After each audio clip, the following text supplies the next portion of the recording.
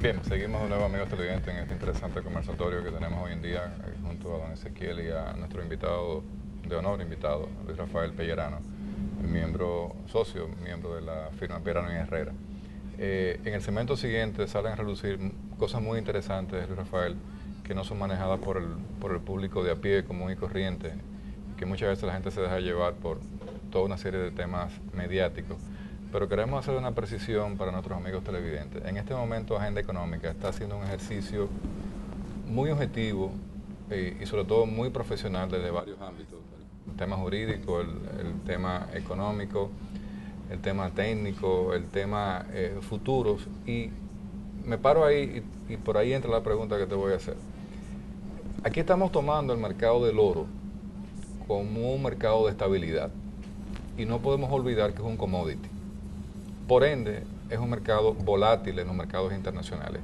Si hoy existen condiciones que favorecen que el precio del oro haya llegado a los 1.600, 1.700, también nadie dice que mañana esas condiciones desaparezcan. Por ende, si hoy estamos jugando una variable, lo más seguro es que esa variable pueda, y lo que dice la racionalidad económica en los mercados inteligentes, que a menos que una materia prima se vaya acabando en el mundo y no vayan habiendo nuevas explotaciones, cuando lo que vemos hoy en día es que se van adicionando nuevas explotaciones, nuevos yacimientos, nuevos descubrimientos, no solamente en el oro, sino también en el petróleo. Pero, ¿qué ha pasado con el petróleo a raíz de, por ejemplo, del descubrimiento del más grande en Orinoco, en Venezuela? Los precios no bajaron, sin embargo el yacimiento está ahí.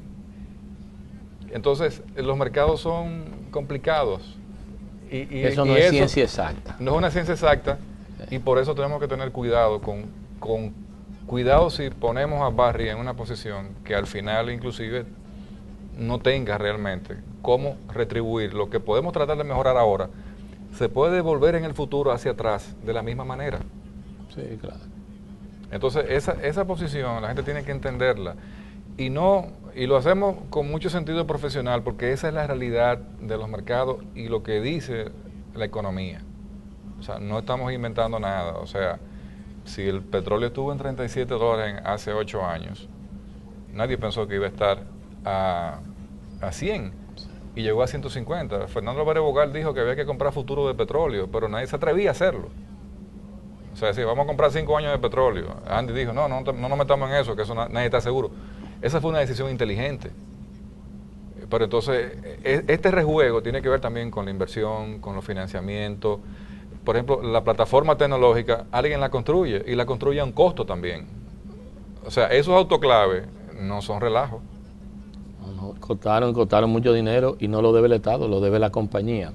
Sí, mira, José Manuel, eso es así. Y la realidad, y yo pienso que lo bueno y lo malo, es que hay una compartición de beneficios, que es algo que en este país nunca se había dado.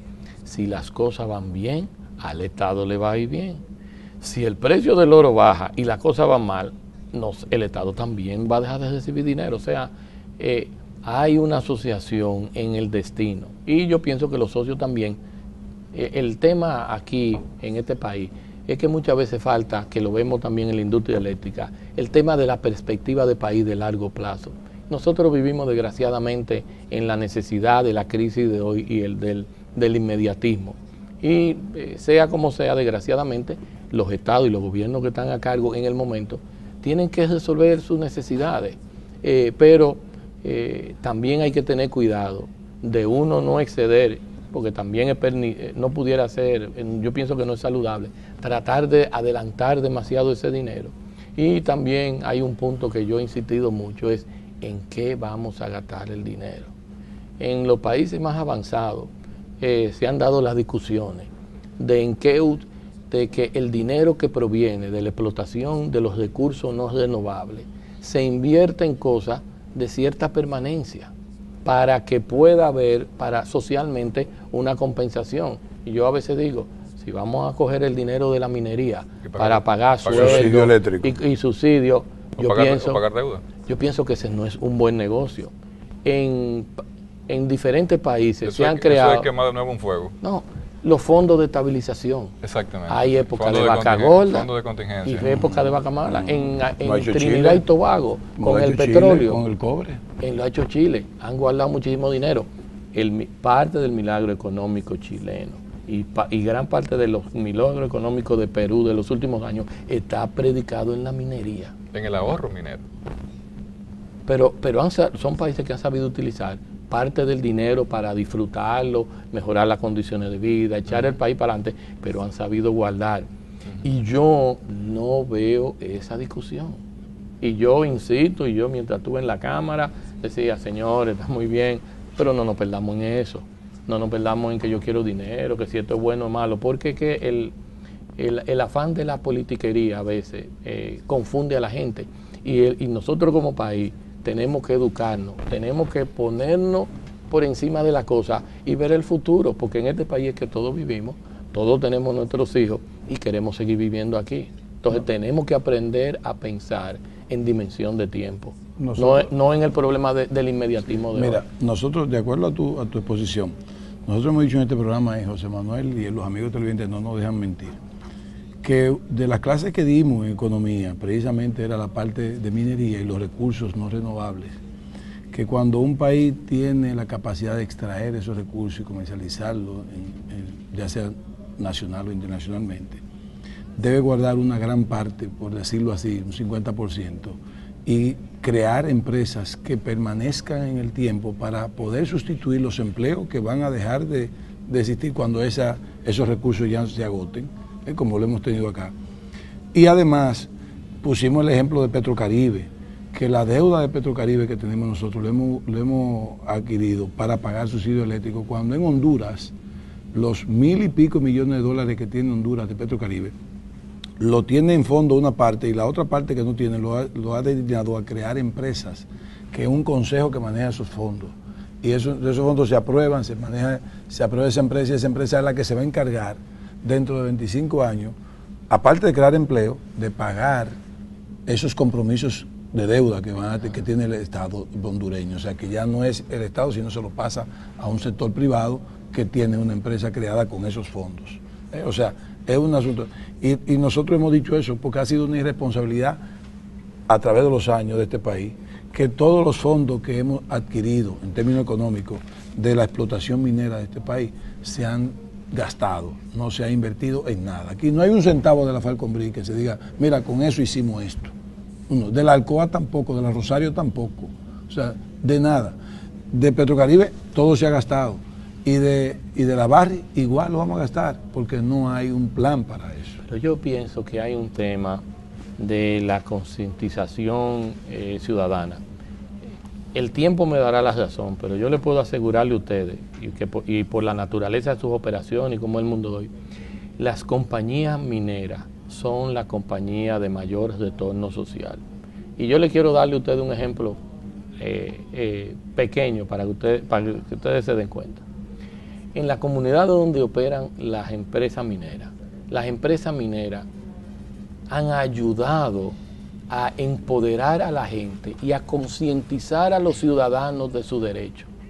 Y hemos visto cómo en el interior del país, en esas comunidades, donde se da una dinámica de poder diferente a la de la capital o de la de Santiago, o la de San Francisco de Macorís, donde esas comunidades han ido a confrontar a las autoridades, a los síndicos, llevarlo a los tribunales, porque el dinero no lo están gastando de acuerdo con la ley y los planes los presupuestos participativos. Aquí en la capital, yo no conozco nunca a nadie, en ninguno de los ayuntamientos, que los municipios hayan ido y que nadie sepa cuál es el presupuesto participativo. Y en el interior, en esos sitios, la comunidad está reclamando su derecho.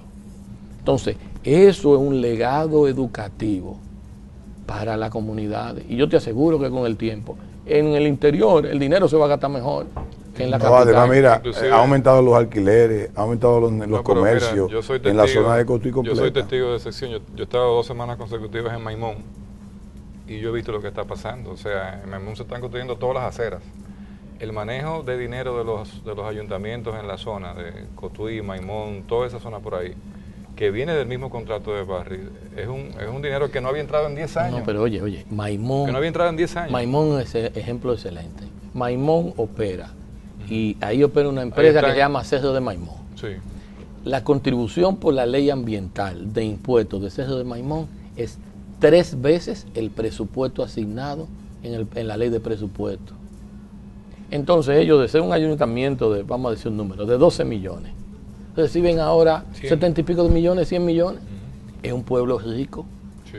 Y yo te aseguro que en el mundo político no iba a pasar nada para darle más dinero a esa gente. Iban a seguir siendo una comunidad olvidada como en los últimos años. Entonces, muchos de los grandes defensores de la minería no van a los pueblos. La cooperativa de Maimón ya tiene sucursales en varios pueblos del país, incluyendo en Santo Domingo, y opera desde Maimón.